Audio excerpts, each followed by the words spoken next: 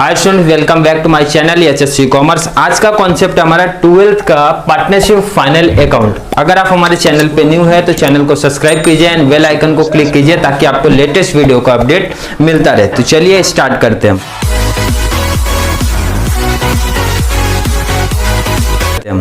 आज का कॉन्सेप्ट है हमारा पार्टनरशिप फाइनल अकाउंट। पहले तो मैं इसके मार्क्स की बात करूंगा, आपको बोर्ड एग्जाम में कितने मार्क्स का आने वाला है। तो डायरेक्टली आपको प्रैक्टिकल की मैं बात करूं तो प्रैक्टिकल क्वेश्चन ही आपको कितने मार्क्स का आएगा, 12 मार्क्स का रहेगा ये चैप्टर। क्लियर है? एंड इसी के बेस पे पार्टनरशिप फाइनल अकाउंट के बेस पे आपको एनपीओ वाला कॉन्सेप्ट रहता है, आपने देखा रहेगा 12 मार्क्स का वो भी चैप्टर। मतलब अगर आपने फाइनल अकाउंट जितना बेस्ट आपने किया है तो उसका 80% सिलेबस, 80% का जो आपका नॉलेज रहेगा वो आपको एनपीओ वाले चैप्टर्स में आने वाला है। इसलिए आपको जो पार्टनरशिप फाइनल अकाउंट का जो कॉन्सेप्ट है वो एकदम ध्यान से करना है और अच्छे से क्लियर करके रखना है।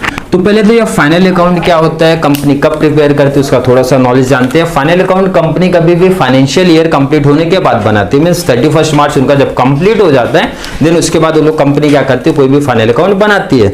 अब रीजन है कि फाइनल अकाउंट कंपनी क्यों बनाती है, तो इसका लॉजिक है सिंपल सा। कोई भी कंपनी, जैसे आपके एग्जाम होते हैं तो ईयर के एंड में जैसे आपका 10th का एग्जाम होता है तो इससे आपको क्या पता चलता है कितना परसेंटेज आपका है, कितना प्रोग्रेस हो रहा है आपका, मींस रिजल्ट के बेस पे डिक्लेयर होता है। सेम 10th का जैसे आप देखोगे या फिर 12th का ईयर के एंड में आपका क्या होता है कि एग्जाम होता है और एग्जाम के बेस पे आपके मार्क्स वगैरह जो आते हैं उससे पता चलता है कि आपका कितना प्रोग्रेस हुआ है। तो सेम कंपनी भी वही जानना चाहती है, ईयर के एंड में फाइनल अकाउंट बना के कंपनी ये जानना चाहती है कि भाई हमारा प्रॉफिट कितना हो रहा है, प्रॉफिट कितना हुआ है ना, हमारे कंपनी की, हमारे जो ऑर्गेनाइजेशन है उसका फाइनेंशियल पोजीशन क्या है, मींस हमारी लायबिलिटीज कितने हैं, हमारे एसेट्स कितने हैं। तो जब मैं फाइनल अकाउंट की बात करूंगा पहले तो आप ये देख लो कि इसमें कौन कौन से अकाउंट आपके बनते हैं। तो फर्स्ट यहाँ पे मैं लिखता हूं, आपका सबसे पहला क्या आएगा, ट्रेडिंग अकाउंट।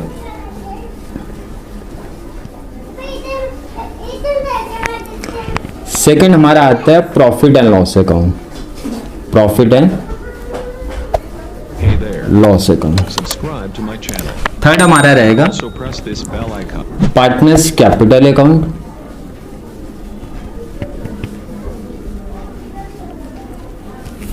पार्टनर्स कैपिटल बहुत लोग बनाते हैं अकाउंट, बहुत लोग कैपिटल अकाउंट को लायबिलिटीज में कर देते हैं, बट आपका करेंट अकाउंट आएगा तो बनाना कंपलसरी रहेगा, means partners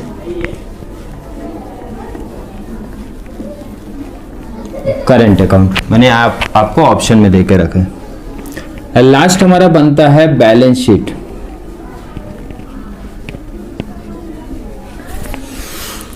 balance sheet account नहीं, बैलेंस शीट, बैलेंस शीट के एक स्टेटमेंट आपका होता है। तो यहाँ पे आप देखोगे दो तरीके का अकाउंट आपको दिख रहा है, एक होता है ट्रेडिंग अकाउंट, एक होता है profit and loss account. Clear है? देन पार्टनर्स अपना अलग से अकाउंट बना रहे हो, कैपिटल अकाउंट मैंने बताया आपको ऑप्शनल है, आप लायबिलिटीज मींस बैलेंस शीट में ऐड कर सकते हो, बट आपको करेंट अकाउंट आएगा तो करेंट अकाउंट आपको ऑलरेडी सेपरेट मींस बनाना ही पड़ेगा वहां पे।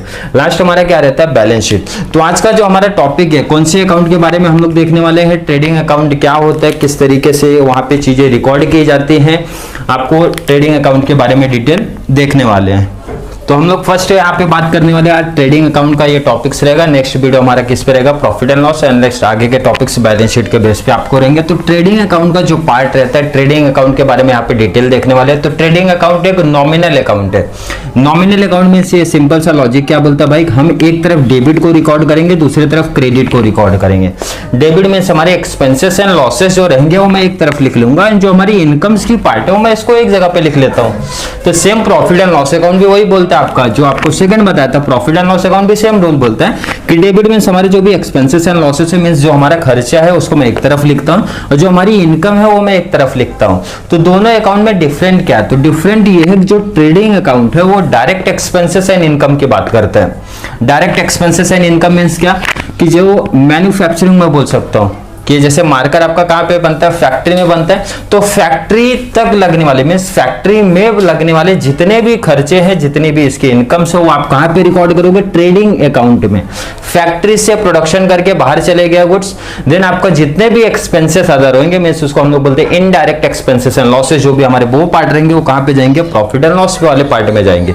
तो मैं ट्रेडिंग अकाउंट मतलब कॉन्सेप्ट एक आपको समझ गया कि फैक्ट्री तक का जो हमारा खर्चा रहेगा, जो हमारी इनकम रहेगी वो हम कहां पे रिकॉर्ड रिकॉर्ड करेंगे ट्रेडिंग अकाउंट पे। जो हमारे खर्चे हैं, जो हमारे एक्सपेंसेस है, उसको मैं डेबिट साइड में रिकॉर्ड करूंगा। जो हमारी इनकम की पार्ट है उसको मैं क्रेडिट साइड में रिकॉर्ड करूंगा। ट्रेडिंग अकाउंट आपका क्या हो जाता है, रेडी हो जाता है।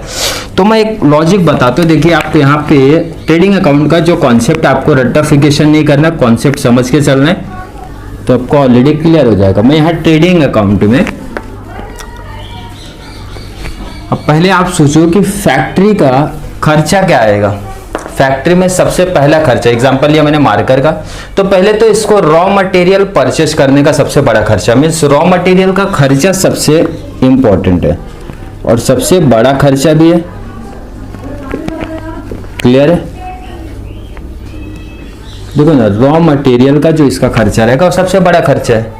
अब एग्जांपल लो, रॉ मटेरियल आपका आ गया तो बनाने के लिए इसको कौन चाहिए, हमको लेबर चाहिए। मीन्स सेकंड हमारा खर्चा क्या आ जाता है, लेबर को। और लास्ट, आप जिस फैक्ट्री में इसको बनाओगे तो वहां पे भी आपका इलेक्ट्रिसिटी यूज हुआ होगा, means seating and lighting part use हुआ होगा, तुम्हारी फैक्ट्री भाड़े पे रहेगी। तो उसको मैं अदर एक्सपेंस बोला, मतलब ये दोनों को छोड़ के बाकी जो हमारे एक्सपेंसेस होते हैं उसको मैं अदर एक्सपेंसेस वर्ड लिखता हूं। क्लियर? आपको कॉन्सेप्ट समझाना है, इसलिए मैंने इसको क्या किया, पार्ट में डिवाइड किया। या फॉर्मेट में कैसे आएगा वो मैं लास्ट में आपको ऐड कर दूंगा कि फॉर्मेट में किस तरीके से आपको उसको रिप्रेजेंट करने का कॉन्सेप्ट यहाँ पे समझा रहा हूँ, कौन कौन से चीजें, मीन्स कौन कौन से एक्सपेंसेस आपको यहाँ पे आने वाले हैं। तो पहले मैं रॉ मटेरियल की बात करता हूँ। तो रॉ मटेरियल में सबसे बड़ा खर्चा क्या आएगा, पहले तो आप रॉ मटेरियल परचेज करोगे कहीं से, मीन्स रॉ मटेरियल परचेज वाला पार्ट आपका आएगा। क्लियर है? क्लियर है? रॉ मटेरियल परचेज वाला पार्ट आएगा। मैं इसको लिखता हूं कि मीन्स सबसे बड़ा खर्चा हमारा क्या है भाई, परचेज है। क्लियर हो गया? परचेज का एक्सपेंसेस हमारा क्या होगा, सबसे बड़ा, क्योंकि आप रॉ मटेरियल मीन्स इसका जो रॉ मटेरियल रहेगा वो आप परचेज करोगे। तो परचेज में हो सकता है भाई कोई इफेक्ट आया हो तो उसको आप क्या करोगे, रिटर्न। मीन्स कोई डैमेज पीस आपको आ गई तो आप क्या करोगे, रिटर्न कर दोगे। आप एग्जांपल भी देख सकते हो, भाई मैंने क्या किया, 10 लाख का परचेस किया और उसमें से हो सकता है भाई 50,000 का जो गुड्स था वो डैमेज था, तो मेरा जो नेट परचेज है वो कितने का हो गया, 950। अब इसको मैं क्या बोल सकता हूँ, नेट परचेज। मीन्स अगर आपका परचेज में से रिटर्न हुआ तो आप क्या करोगे, उसमें से माइनस कर दोगे। तो ये हो गया आपका परचेज का कॉन्सेप्ट। अब एग्जांपल लो ना, इसमें बहुत सारी चीजें ऐड हुई हैं। अब जो आपने परचेज किया ना वो बाहर कंट्री से आपने परचेज किया है तो आपको कस्टम ड्यूटी भी पेमेंट करना पड़ेगा। क्लियर है? बाहर कंट्री से अगर आप परचेज करते हो तो आपको क्या देना पड़ेगा भाई, कस्टम ड्यूटी पेमेंट करना पड़ेगा। कौन सी ड्यूटी, कस्टम ड्यूटी। तो कस्टम ड्यूटी में आपका देखा रहेगा, आपने दो ड्यूटी आता है, एक होता है हमारा इंपोर्ट ड्यूटी, दूसरा हमारा क्या होता है, एक्सपोर्ट ड्यूटी होता है। मीन्स हमारा इसमें कौन सा आएगा, इंपोर्ट ड्यूटी। ध्यान देना, कस्टम ड्यूटी आपको मेंशन है, कस्टम के अंदर वो दोनों आते हैं हमारे, इंपोर्ट एंड एक्सपोर्ट। तो इंपोर्ट मेंशन कर दिया। इंपोर्ट मतलब क्या होता है भाई, जब हम सामान परचेस करते हैं उस टाइम पे जो टैक्स पेमेंट करते हैं, इंपोर्ट ड्यूटी। तो ये तो क्लियर हो गया, इनका रिलेशन परचेस से है। बट आपको कस्टम ड्यूटी दिया है तो कस्टम में दोनों ऑलरेडी आते हैं। मैंने बोला आप एक्सपोर्ट करते हो तो भी, इंपोर्ट करते हो तो भी। तो अकाउंटिंग में बोला गया कस्टम ड्यूटी है तो हम अजम्पशन कर लेंगे, मान लेंगे तो कौन सी ड्यूटी हमारी, वो इंपोर्ट ड्यूटी। मीन्स परचेस करने के टाइम पे जो हमने ड्यूटी दिया है उसको हम लोग बोलेंगे इंपोर्ट ड्यूटी। क्लियर हो गया? ये तो हो गया कंट्री टू कंट्री, जब आप परचेस करते हो मीन्स वहां से परचेस करके ला रहे हो, तो ये आपका क्या हो गया भाई, कंट्री टू कंट्री वाला हो गया। क्लियर? कंट्री टू कंट्री हो गया। अगर आप स्टेट टू स्टेट ला रहे हो तो कौन सा ड्यूटी पेमेंट करोगे, तो उसको हम लोग बोलते हैं ऑक्ट्राई ड्यूटी।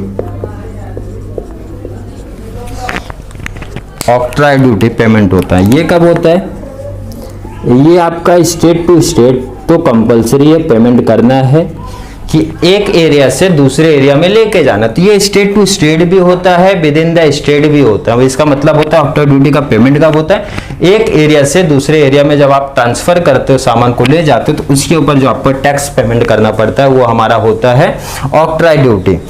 नेक्स्ट हमारा आता है, अगर मैंने वाटरवे का यूज किया है तो वाटरवे के यूज के टाइम पे हमको देना पड़ता है डॉक ड्यूटी। आपने देखा रहेगा जब हम लोग वाटर वे का यूज करके लाते हैं तो वहां पे भी आपको पेमेंट करना है। डॉक ड्यूटी का पेमेंट कब करते हैं? आप जब वाटर वे का यूज करके लाते हो देन आपको क्या पेमेंट करना पड़ता है? Dock duty. यहाँ पे तीनों ड्यूटी का कॉन्सेप्ट आप समझ लें, custom duty, import duty, octroi duty and dock duty.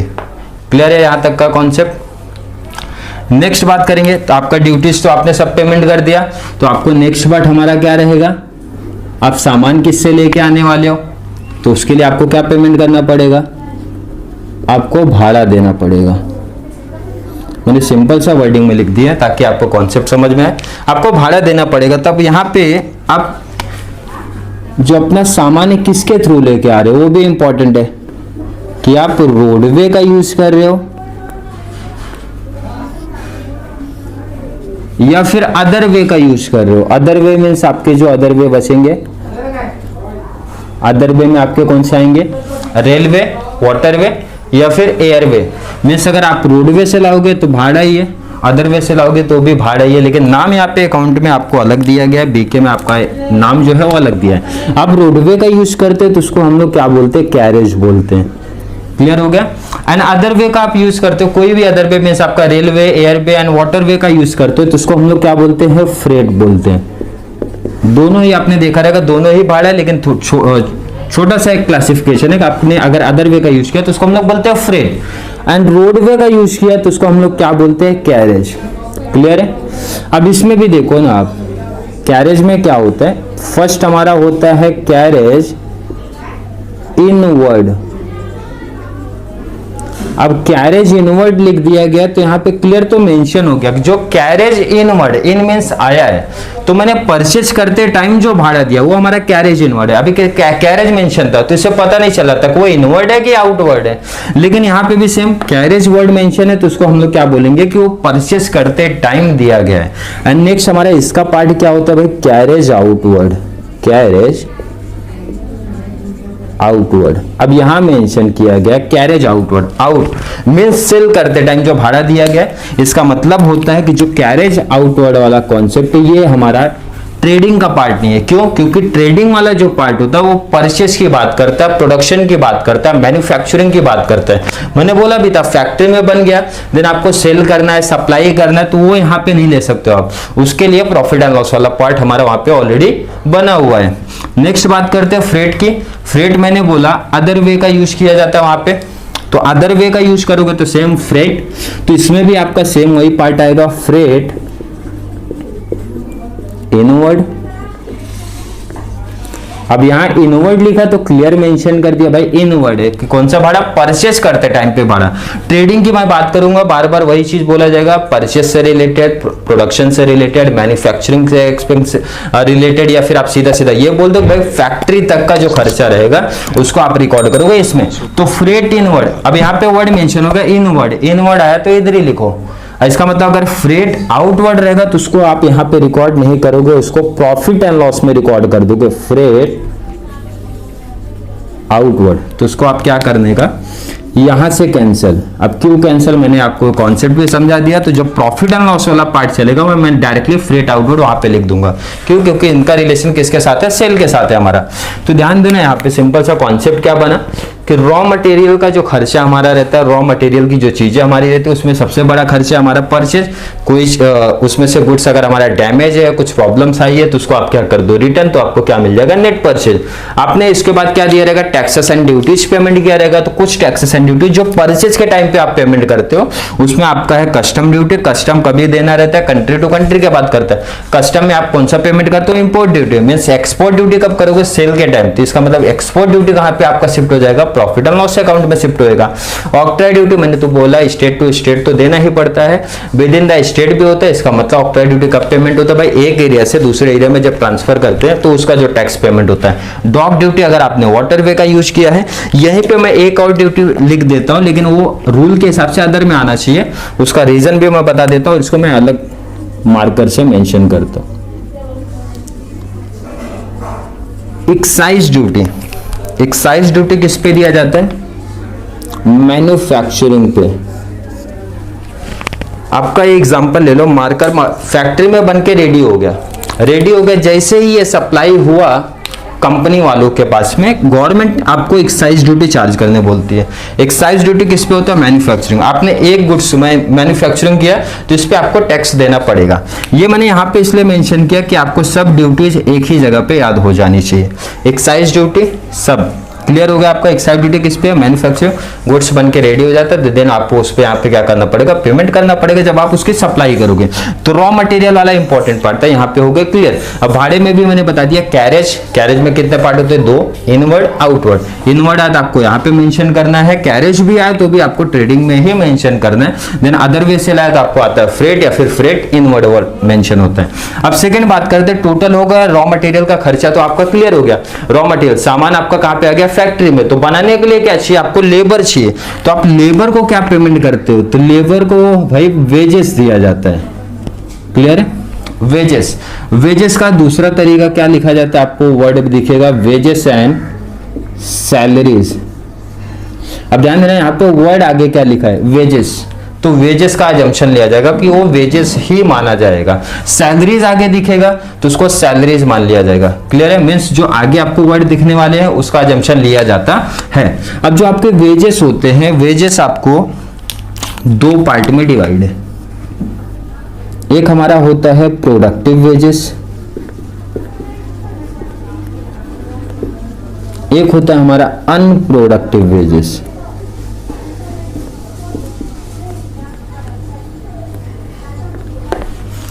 Concept समझना।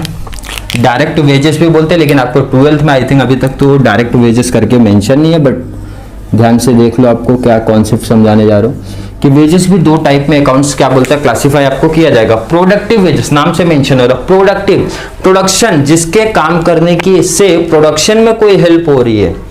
जैसे एग्जांपल में बताता हूं, कोई शर्ट बनाने की फैक्ट्री है तो एक बंदा वहां पे क्या रहेगा? एक वर्कर क्या रहेगा? शर्ट की कटिंग करेगा। तो उसको मैं क्या पेमेंट करूं? वेजेस। कौन सा वेजेस? प्रोडक्टिव। क्यों? क्योंकि उसके काम करने से प्रोडक्ट में चेंजेस हुआ, मतलब प्रोडक्ट बनाने में हेल्प कर रहा है। दूसरा बंदा भाई उसकी सिलाई कर रहा है। कौन सा वेजेस? Productive wages. एक होता है अनप्रोडक्टिव, सामान उठाया ट्रक में रख दिया, तो वो होता है अनप्रोडक्टिव। तो ट्रेडिंग अकाउंट बोलता है भाई हम अनप्रोडक्टिव वेजेस को यहाँ पे नहीं रिकॉर्ड करेंगे। अब ध्यान देना, जो चीज को मैं यहाँ पे कैंसिल कर रहा हूं उनकी पोस्टिंग हो जाएगी प्रॉफिट एंड लॉस में। तो अनप्रोडक्टिव, उनके काम करने से प्रोडक्ट में कोई चेंजेस ही नहीं हो रहा है, तो हमारा होता है अनप्रोडक्टिव वेजेस। जो यहाँ पे कैंसिल हुआ तो आपको कहां पे चले जाएगा? प्रॉफिट एंड लॉस में। तो वेजेस वाला कॉन्सेप्ट आप क्लियर कर लो। वेजेस, वेजेस का सेकंड नाम आप देख सकते हो वेजेस एंड सैलरीज। वेजेस में कौन सा वेजेस आपको यहाँ पे रिकॉर्ड करना है? प्रोडक्टिव, क्योंकि लेबर फैक्ट्री बोलते हैं हम प्रोडक्टिव वेजेस वाले को ही यहाँ पे रखेंगे लास्ट। अब वेजेस के साथ में मैनेजर भी आपको दिखेगा, किसी किसी फैक्ट्री में दिखेगा, तो मैंने यहाँ पे मैनेजर की बात कर देता हूँ। तो उनको आपको किस तरीके से दिया रहेगा? Works manager salary. ध्यान देना यहाँ पे वर्ड वर्क्स मैनेजर सैलरी, ये नहीं रहेगा ना। अगर आपको सिर्फ मैनेजर सैलरी आया तो आप प्रॉफिट एंड लॉस में चले जाओ, क्योंकि कंपनीज में तो ऑलरेडी मैनेजर रहते ही है, बट यहाँ पे अगर वर्क्स मेंशन कर दिया तो इसका मतलब ये हो जाता है कि ये फैक्ट्री का मैनेजर है, तो मतलब वर्क्स मैनेजर सैलरी। ध्यान देना, मैंने लेबर वाले में मैनेजर को ऐड किया ताकि आपको सैलरीज एंड वेजेस वाला एक ही जगह पे कॉन्सेप्ट टोटल मिल जाए। आपका क्या क्लियर हो गया? रॉ मटेरियल का टोटल खर्चा हो गया, लेबर का हो गया, अदर इसके अलावा जो आपके खर्चे रहेंगे उनको वहां पे रखो। तो अदर खर्चे में सबसे पहला खर्चा क्या रहेगा? आपकी फैक्ट्री हो सकता है रेंट पे हो, तो आप क्या लिखोगे यहाँ पे? फैक्ट्री का rent, factory rent.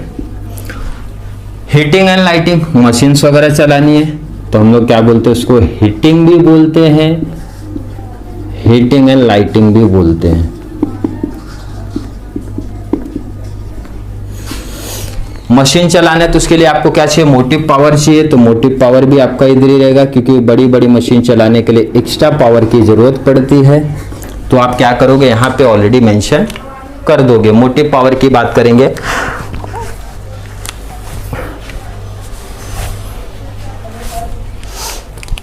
Motive power के बाद मोटिव पावर आपको समझ में आए कि बड़ी बड़ी मशीनें आपको चलानी है तो एक्स्ट्रा पावर की जरूरत रहती है, तो मोटिव पावर यहाँ पे आ जाता है खर्चा। कोल गैस वाटर, मशीन चलाना है तो ये भी ऐड होगा आपका। कोल गैस वाटर भी आपको लगने वाला है। पावर एंड फ्यूल करके भी आपको आता है, वो भी इसी का पार्ट है। पावर एंड फ्यूल वो भी ऑलरेडी मशीन से रिलेटेड है हमारा। नेक्स्ट और क्या खर्चे यहाँ पे आ सकते हैं? छोटा मोटा खर्चा वर्कर्स के ऊपर हो सकता है, या फिर छोटे मोटे हमारे खर्चे जिसको मैं नाम नहीं मेंशन कर सकता हूं, तो टॉपिक में उसका नाम दिया गया ट्रेड एक्सपेंसेस। और क्या खर्चे बच रहे हैं आपके, फैक्ट्री रेंट हो गया, हीटिंग हो गया, कोल गैस वाटर हो गया, पावर फ्यूल हो गया। लास्ट हमारा बचता है रॉयल्टी। ये इंपॉर्टेंट है, ये सबसे थोड़ा सा डिफरेंट वाला कॉन्सेप्ट है रॉयल्टी वाला। रॉयल्टी मीन्स होता है भाई हमारे किसी नाम पे जो पैसा मिलता है, नाम का पैसा मीन्स आपको रॉयल्टी का ऐसा एग्जांपल देता है जो आपने सुना रहेगा, देखा रहेगा। जैसे आप देख सकते हो नवनीत पब्लिकेशन का एग्जांपल आप बेस्ट देख सकते हो। नवनीत एक पब्लिकेशन है, बट उसके राइटर कौन है, राइटर कोई और है। आप देखोगे नवनीत पब्लिकेशन आपने बहुत सुना रहेगा, नवनीत पब्लिकेशन सुना है, टारगेट पब्लिकेशन सुना है, इस तरीके से बहुत सारे पब्लिकेशन आपने सुने। तो पब्लिकेशन वाले क्या करते हैं भाई, राइटर का बुक पब्लिश करके बेचते हैं अपने नाम पे, नवनीत पब्लिकेशन।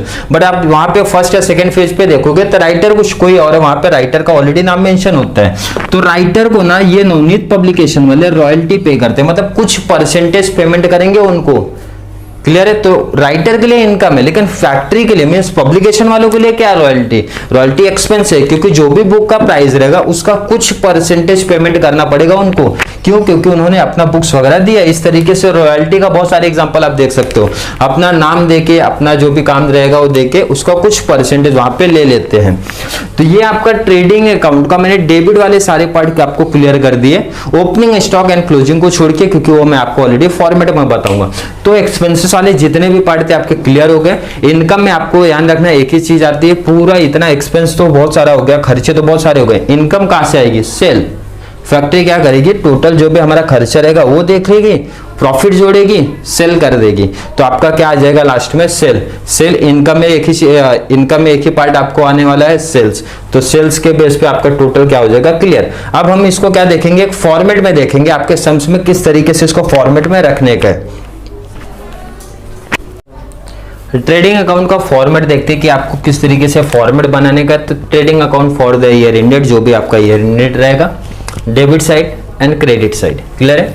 तो ट्रेडिंग अकाउंट में एक चीज मैंने बताया था कि जो trading account is a nominal account. Nominal account में आपका जो डेबिट रहेगा, जितने भी एक्सपेंसेस एंड लॉसेस वाले पार्ट है उसको आप यहाँ रिकॉर्ड करो।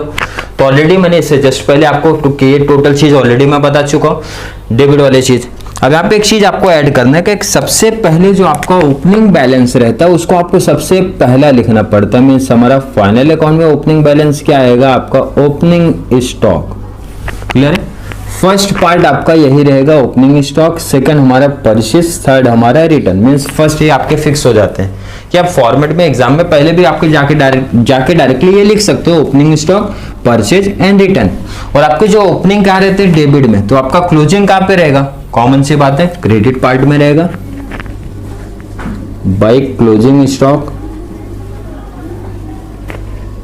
ये आपका कहां पे आ गया, क्रेडिट में, ओपनिंग डेबिट, तो देन आपका क्लोजिंग कहां पे आएगा, क्रेडिट।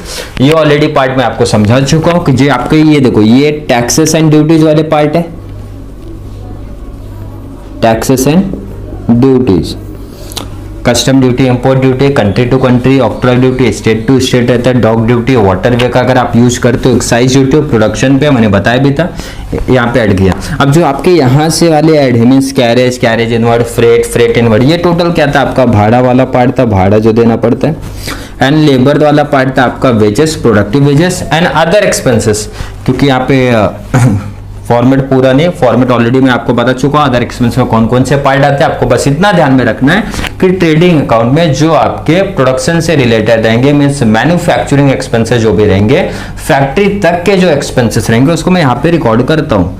क्लियर हो गया, डेबिट वाले पार्ट क्लियर हो गए, क्रेडिट वाले पार्ट क्लियर हो गए, सेल्स हो गया, माइनस रिटर्न इन्वर्ट कर दिया, एंड क्लोजिंग स्टॉक वाले पार्ट हो गए। लास्ट इसमें आपको बचता है कि अगर कोई गुड्स जो है पार्टनर लेके चले गए तो आप कहाँ रिकॉर्ड करोगे, कोई गुड्स अगर डिस्ट्रॉयड बाय फायर हो गए तो आप कहाँ रिकॉर्ड करोगे। तो इसमें आपको सिंपल सा क्या रख लेना कि जो भी गुड्स वाली चीजें रहेंगी, गुड्स वाली जो भी एंट्री रहेगी आप क्रेडिट में ही रिकॉर्ड करोगे। जैसे एग्जांपल क्या बोल रहा हूं मैं, गुड्स विथड्रॉन बाय पार्टनर या टेकन बाय पार्टनर। दूसरा एग्जांपल आप देख सकते हो, गुड्स स्टोलन। थर्ड आप देख सकते हो, by goods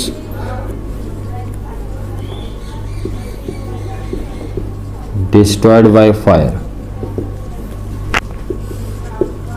Next, by goods distributed as free sample. मतलब गुड्स वाली जो भी एंट्री है, आप एक चीज कॉमन है आपको यहां पे दिख रहा होगा कि गुड्स वाली जो भी एंट्री है वो आप यहां से क्या कर सकते हो, क्रेडिट साइड में दिखा सकते हो। नहीं तो आपको सेकंड ऑप्शन भी है कि जो गुड्स वाली एंट्री है वो आप परचेस से माइनस कर दो। इसका रीजन भी है क्यों माइनस हो जाता है, गुड्स विड्रॉन बाय पार्टनर। कौन सा गुड्स आपका विड्रॉन हो रहा है, जो आपने परचेस किया होगा उसमें से कर रहे होंगे पार्टनर। गुड्स स्टोलन, गुड्स चोरी हो गया, कौन सा गुड्स चोरी हो गया, जो आपने परचेस किया होगा या फिर आपका जो ओपनिंग स्टॉक वाला पार्ट रहेगा। तो फॉर्मेट के हिसाब से आपके 12 सिलेबस के हिसाब से, सिलेबस में देखो फॉर्मेट में तो आपको यही दिया है, लेकिन आप जब सम्स करोगे ना तो वहां पे कुछ सम्स में आपने लिया रहेगा परचेस से माइनस। सम में ऐसा जो उसका आपका सोल्यूशन दिया है उसे परचेस से माइनस किया है, तो बहुत सारे स्टूडेंट को कंफ्यूजन हो जाता है, इसलिए मैंने क्लियर किया। आप ट्रेडिंग के क्रेडिट रखोगे कोई प्रॉब्लम नहीं है, कोई दिक्कत नहीं है। अगर आपने परचेस से माइनस किया तो भी कोई प्रॉब्लम नहीं है। क्लियर हो गया? तो ये आपका फॉर्मेट यहाँ पे क्लियर हो गया। तो यहाँ पे थोड़ा सा मैंने बेसिक लिखा, तो बेसिक भी देख लेते हैं कि आपको क्या बोला गया था। फर्स्ट पॉइंट आपने क्या देखा है, trading account is a nominal account. कोई दिक्कत नहीं है, नॉमिनल अकाउंट का रूल क्या बोलता है, खर्चे एक तरफ लिख दो, इनकम एक तरफ लिख दो हमारे। क्लियर हो गया? सेकंड क्या बोल रहे हो, सेम वही चीज, in the debit side of this account all direct expenses and losses. Trading account profit loss में डिफरेंस क्या मैंने बताया भी था, ट्रेडिंग अकाउंट में जो हमारे खर्चे रहते हैं वो डायरेक्ट एक्सपेंसेस रहते हैं। डायरेक्ट मतलब जिसका डायरेक्टली प्रोडक्शन से रिलेशन रहता है, मींस फैक्ट्री तक के खर्चे आप बोल सकते हो उसमें यहां पे रहेंगे। तो क्रेडिट में क्या रहेगा, same, in the credit side of this account all direct income और रिकॉर्डेड, जो भी आपकी इनकम वाली पार्ट है वो यहाँ पे रहेगा। तो कैसे याद रखना है, सेल्स रहेगा, रिटर्न, क्लोजिंग एंड गुड्स वाले जो भी वर्ड रहेंगे वो। नेक्स्ट हमारा ट्रेडिंग अकाउंट को प्रिपेयर क्यों किया जाता है, तो आप देखोगे trading account is open for the purpose of find out gross profit और ग्रॉस लॉस इनका ड्यूरिंग द ईयर। इस साल में मेरा ग्रॉस प्रॉफिट कितना हो रहा है, ग्रॉस लॉस कितना हो रहा है, वो फाइंड आउट करने के लिए हम लोग कौन सा अकाउंट प्रिपेयर करते हैं, ट्रेडिंग अकाउंट बनाते हैं। अब ग्रॉस प्रॉफिट या फिर ग्रॉस लॉस फाइंड आउट कैसे करोगे, लॉजिक यहाँ पे सिंपल। डेबिट में आपने क्या देखा, खर्चे जितने भी हमारे, क्रेडिट में आपने क्या देखा, जितने भी हमारी इनकम से पार्ट है। तो कोई भी बिजनेसमैन अपना इनकम ज्यादा चाहता है, मींस क्रेडिट ज्यादा चाहता है। अगर हमारी क्रेडिट ज्यादा है, डेबिट कम है, इनकम ज्यादा है, एक्सपेंस कम है, इनकम ज्यादा है, एक्सपेंस कम है, देन हमको क्या मिलेगा, ग्रॉस प्रॉफिट। क्योंकि इनकम ज्यादा होनी चाहिए, एक्सपेंस कम होना चाहिए, तो क्या मिलेगा, ग्रॉस प्रॉफिट। यहाँ पे क्या लिखा मैंने, credit side is greater than means more than debit side, तो अपने को क्या मिलने वाला है, ग्रॉस प्रॉफिट। उसका अपोजिट, अपना डेबिट साइड ज्यादा है, खर्चा ज्यादा हो गया, इनकम कम हो गई, तो हमको क्या मिलेगा, ग्रॉस लॉस। तो आपका ये जो ग्रॉस प्रॉफिट है, ग्रॉस लॉस जो भी आपने फाइंड आउट यहाँ पे किया है वो ट्रांसफर किधर होएगा, प्रॉफिट एंड लॉस में ट्रांसफर हो जाएगा। अब सीडी ट्रांसफर हो जाएगा आपका प्रॉफिट एंड लॉस में, और ये ट्रांसफर हो जाएगा इधर पे डेबिट साइड में। मींस मैंने यहाँ पे लिखा क्या, ग्रॉस प्रॉफिट और loss transfer to profit and loss account. जो भी आपका प्रॉफिट, अगर एग्जांपल लो प्रॉफिट आए डेबिट साइड में, तो ट्रांसफर किधर आप करोगे, क्रेडिट साइड में, प्रॉफिट एंड लॉस के क्रेडिट साइड में ट्रांसफर करो। जो आपका ग्रॉस लॉस आए तो कहां पे आपने रिकॉर्ड किया, क्रेडिट, तो उसका ट्रांसफर किधर हो गया, डेबिट साइड में। आई होप आपको ट्रेडिंग अकाउंट का कॉन्सेप्ट आपको समझ में आया होगा। Thank you so much.